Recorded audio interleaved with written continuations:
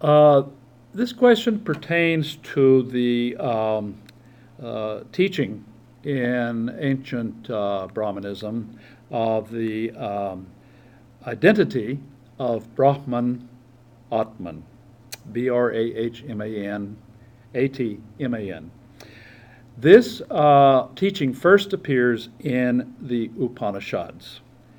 These were loosely organized and really largely disorganized and not yet systematized moral, spiritual, philosophical reflections of men who had gone into the forest to practice yoga, practice meditation, search for whatever.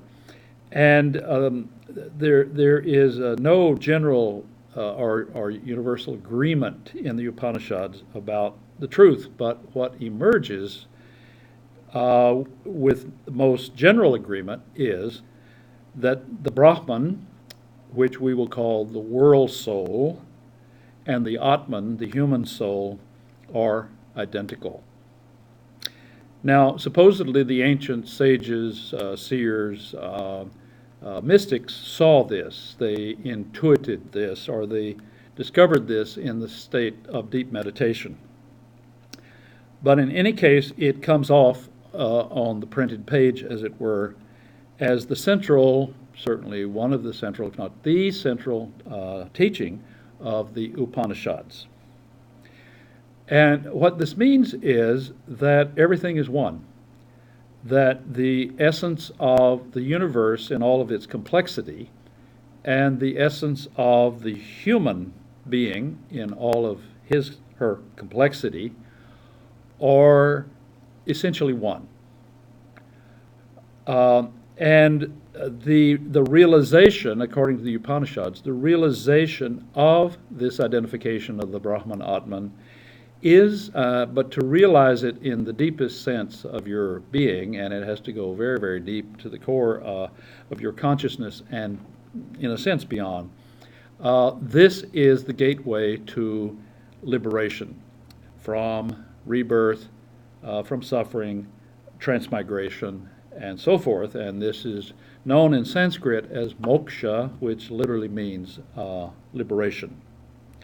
So there's much more to be said about this, but this is the this is the background to the Buddha's teaching of no self.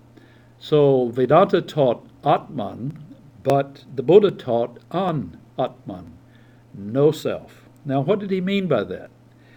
This confused even his disciples and early Buddhists. What does it mean to say there's no self if someone is standing in front of you that is obviously real and obviously has a self and all the working parts of the human being?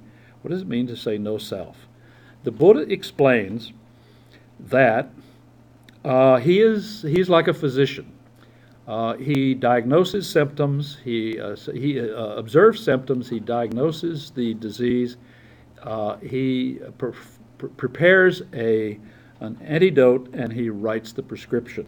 These are the 4 stages of healthcare, and these are, in fact, the 4 noble truths, 1, 2, 3, 4. And he points out that as a physician, he identifies the antidote or the medicine in keeping with the nature of the infirmity that is, I suppose, before him. And so he says that if those who believe in self, that is Atman, he teaches no self. Those who believe in An-Atman, that is to say, in an absolute and unqualified way, he teaches self. And this is in order to promote the Buddha's position on everything, which is called the middle way. It's the middle way between and among all of the opposites of whatever nature. So the Atman people he calls eternalists. They believe in the Atman, which is eternal and unchanging. And he says, avoid eternalism. There is no eternal, unchanging, enduring self or soul stuff. On the other hand, those who say there is no Atman, there is no self in an absolute sense, he calls them nihilists or annihilationalists. Those who, in effect, say nothing is real. This is not the Buddha's position. He says rather that there is a practical self that exists, a mind-body self that obviously exists, but it is subject, as is everything in the universe, to impermanence and to the law of dependent co-origination, or as we would call it in the scientific West, causation.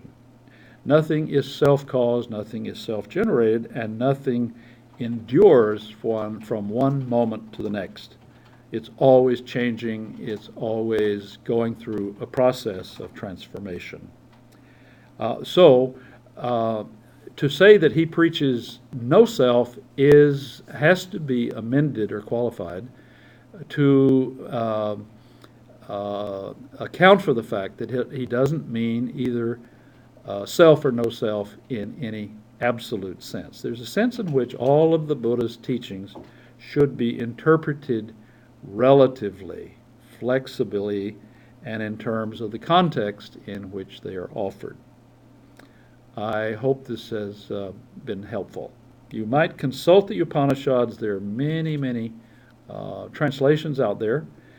And, of course, the Buddha's teachings appear in the earliest Pali canon writings, and there are very good English translations of those. And you could also do some Googling and find probably lots of stuff online on this whole topic.